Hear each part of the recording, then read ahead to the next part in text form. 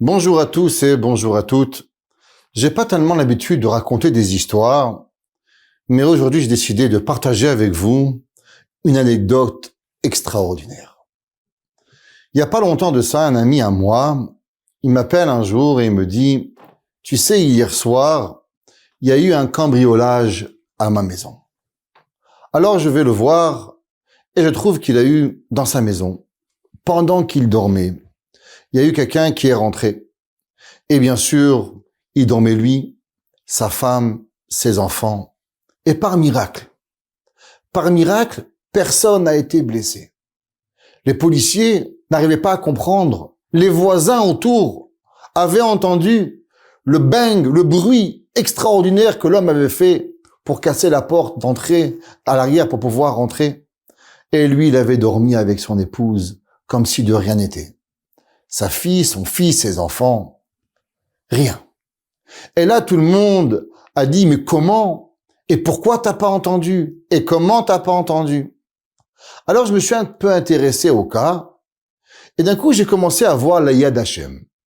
Et j'aimerais vous parler avec vous aujourd'hui de quelque chose qu'on peut ne pas voir la main de Dieu, comment véritablement Akadosh Baruch Hu avait tout prévu, et par un mérite extraordinaire, Hachem l'a sauvé. Alors bien sûr, on va le voir, je vois la maison saccagée, et je regarde qu'est-ce qu'il lui a été pris. Tel objet, tel objet, tel objet, tel objet, et il lui a été pris aussi un certain manteau. Et on commence à discuter, je lui dis, ok, est-ce que tu voudrais me raconter les jours précédents, le vol, l'intrusion, qu'est-ce qui s'est passé? Et là, il me raconte une histoire que j'aimerais partager avec vous. Vous savez, on est dans les moments assez difficiles. La venue d'Eretz Israël au Canada n'est pas très facile. Il y avait un khatan de Toronto qui devait se marier à Montréal et ses parents devaient venir. Et malheureusement, depuis le 7 octobre, ses parents doutaient, est-ce qu'ils viennent pas? Alors les parents ont décidé de ne pas venir. Le khatan, durant tous ces mois, malheureusement, très stressé, imaginez-vous, se marier sans son père, sans sa mère, demande la question à ce rave, à un rave, dois-je arrêter le mariage? Dois-je attendre que mes parents puissent venir? Et la décision, ses parents lui disent, écoute mon fils, on repousse pas un mariage, on ne peut pas venir, marie-toi. Et durant la période de fiançailles, alors d'habitude c'est très joyeux, on prépare le mariage, les préparations vont de bon train, mais le khatan, lui, malheureusement, n'a pas le sourire aux lèvres, n'est pas tellement heureux à cause qu'il sait qu'il va se marier tout seul. Et malheureusement, son manque de simcha va un peu toucher la belle famille. La veille du mariage, le beau-père appelle le khatan et lui dit, écoute, un tel, demain, il n'y a plus de mariage. Il dit quoi? Mais on doit se marier demain. Il dit, regarde, tu sais, depuis un mois, je prépare le mariage avec ardeur et tu n'es pas venu, tu m'as pas dit merci, tu étais pas là avec moi. Alors, vu que tu n'as pas de politesse, alors j'annule le mariage. Ce garçon, ce khatan, appelle son rave et il dit, Kvod Harav, qu'est-ce que je fais? Mon beau-père vient juste d'annuler tout le mariage. Le rave dit, mais c'est pas possible. On peut pas annuler un mariage moins de 24 heures avant le mariage. Il dit, quelle heure il est? Il dit, regarde, si tu veux ce soir après mon cours, à 8h30, je vais venir avec toi voir ton beau-père. Alors le khatan et le rave vont ensemble voir le beau-père et le beau-père et la belle-mère sont pas très contents. Ils sont même un petit peu fâchés de façon à ce que le khatan n'a pas été très bien durant la période du fiançailles. Il a été même un peu rough, un peu dur, peut-être pas assez attentionné envers sa kala, envers sa belle-mère, envers son beau-père, envers sa belle famille. Alors les beaux-parents se posent la question, mais quel genre de khatan, quel genre de mari à notre fille nous allons avoir? Allons-nous donner à notre fille un mari qui n'a pas de bonne midote? Il est préférable d'annuler le mariage complètement. Et là, le rave, il lui vient une idée de génie. Et il dit, tu sais, monsieur le beau-père, en vérité, c'est pas la faute du khatan. C'est la faute de moi le rave. du fait que je savais que les beaux-parents ne venaient pas au mariage, alors j'ai pris sur moi et j'aurais dû venir être là, m'occuper plus du khatan, l'éduquer plus, être là avec vous et venir vraiment prendre la place du père. Et le beau-père lui dit, mais vous avez raison, monsieur le rabbin, vous êtes fautif. Et le rabbin prend une honte. Et durant un moment, les beaux-parents pratiquement accusent le rabbin comme si qu'il avait été sa faute, comme quoi le khatan n'avait pas été préparé, comme quoi les belles familles, et ainsi de suite. Et pendant de longues minutes, le rabbin a pris une honte. Le lendemain, ce rabbin va au mariage, et le soir de ce mariage, c'est là qu'il y a eu une intrusion à la maison.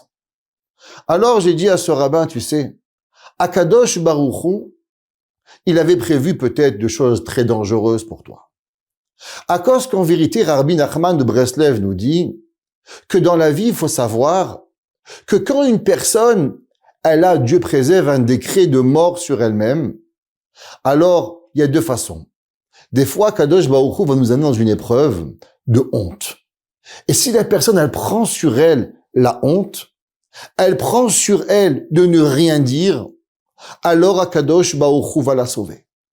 Alors hier soir, tu as pris sur toi de réjouir un khatan et une kala, de prendre la honte, de ne rien faire, c'est pas grave si toi, on t'a crié dessus. Mais après tout, tu es déjà marié. Après tout, tu as déjà des enfants et même des petits-enfants. Et grâce à toi, qu'est-ce que tu as fait? Alors, tu as amené un khatan et une kala sous le mariage. Si on s'arrêtait là une seconde, on pourrait dire, waouh, quel idiot ce rabbin. Il a pris une honte. Il s'est fait insulter pour rien. C'est pas intéressant. Si on continue le film, qu'est-ce qu'on voit? Que le lendemain, Kadosh Baruch Hu, il lui a pas seulement rendu une joie, il lui a rendu une femme, il lui a rendu un fils, il lui a rendu une fille, il lui a redonné par 1000 ce que lui, il a eu la veille. Ça veut dire que dans la vie, on peut s'arrêter à un moment où on peut laisser continuer à tourner la machine. Et quand on tourne la machine, alors Akadosh Baruch Hu, il va venir et Akadosh Baruch Hu va te donner des réponses à tes questions. Et en creusant un petit peu plus dans l'histoire, je lui ai demandé qu'est-ce qui t'a été volé. Et il lui a été volé des articles qu'il n'achetait que, principalement, à 99%, des articles qu'il achetait les Kevot Shabbat. Et là, il m'est revenu une Gemara, et je lui ai dit pendant combien de temps tu as acheté ces articles? Il m'a dit à peu près pendant 20 ans. Alors imaginez-vous quelqu'un, pendant 20 ans, tous les vendredis, il achète quelque chose pour honorer le Shabbat. Pendant 20 ans. La Gemara nous dit, Kol ha'me'aneg et Shabbat, tout celui qui honore le Shabbat, notnin monachala bilimetzarim, on lui donne une récompense sans fin. Et lui, il donne un Shabbat, 2 Shabbats, 10 Shabbats, 20 Shabbats, 1 an, 2 ans, 3 ans, 10 ans, 15 ans, 20 ans. Et pendant 20 ans, il peut se poser la question, mais elle est où ma récompense? Et un jour, il vient un homme, et grâce à ce qu'il a trouvé, tout l'argent, tout le bonheur que ce voleur a récupéré, eh ben, en contrepartie, il ne l'a pas tué à lui. Il n'a pas tué sa femme. Il n'a pas tué ses enfants. Il lui a fait aucun mal. Juste imaginez-vous si la personne n'avait pas honoré le Shabbat. Alors l'homme aurait voulu plus d'argent, il serait peut-être rentré dans une chambre à coucher, où il aurait vu un homme, une femme, un père, une mère. Dieu préserve, il aurait pu tuer quelqu'un, violer quelqu'un, faire du mal à quelqu'un. Ça veut dire que Akadosh Baruch Hu, des fois, il attend de nous récompenser. Pas 1 an, pas 10 ans, pas 15 ans, mais ça peut attendre 20 ans. Pendant 20 ans, Akadosh Baruch Hu, il va accumuler pour toi une récompense. Et toi, tu te dis, mais à quoi ça sert? Pourquoi je reçois pas au cash tout de suite? Pourquoi je passe pas le dimanche et dimanche j'encaisse? Comme au Monopoly, tu passes par la caisse départ et tu prends 200 francs. La réponse à Kadosh Baruch Hu dit, c'est vrai. Je pourrais te rembourser 200 francs à la première caisse départ, mais dans 20 ans, je te redonne ta vie, la vie de ta femme, la vie de tes enfants, la vie de tout le monde. Et tu sais pourquoi? Grâce que tu as honoré le Shabbat. Alors, l'histoire que je vous partage avec vous aujourd'hui, elle est pour nous apprendre que des fois dans la vie, on fait certaines choses. Et souvent, on a des questions sur Dieu. Pourquoi? Pourquoi pas maintenant? En vérité, Akadosh Baruch Hu, dans 20 ans, tu vas comprendre. Des fois, tu penses, mais est-ce que j'ai été idiot de prendre la honte? Ben non, pas du tout.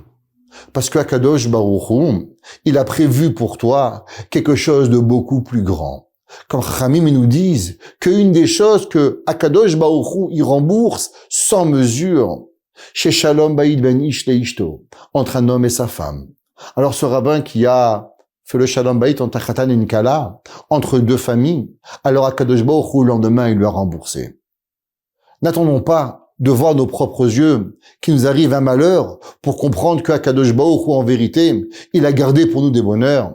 Chacun de nous, en vérité, nous avons cette histoire. Cette histoire est l'histoire de chacun, de moi et de vous. Parce que Hachem nous garde certains de nos échouillottes et chacun nous gardait de nous donner des petits bonbons à certains moments de notre vie. Et on se pose la question, pourquoi maintenant? Parce que Akadosh Baruch Hu, il a gardé énormément d'actions que nous avons fait pour nous les redonner au bon moment. Alors peut-être, on pourrait apprendre de ne pas plus de poser de questions à Dieu. Pourquoi? Pourquoi Hachem? Mais juste dire merci Hachem. Merci Créateur du ciel que tu me donnes la possibilité d'accomplir ces mitzvot. Merci Créateur du ciel que tu me donnes la chance de partager avec toi. Et je suis certain que je le vois ou que je le vois pas, au moment où j'aurai besoin de toi, alors toi, Boré Olam, tu seras à mes côtés. Qu'on mérite tous ensemble de voir de nos propres yeux la présence divine à nos côtés. Bimera bi amenu. Amen.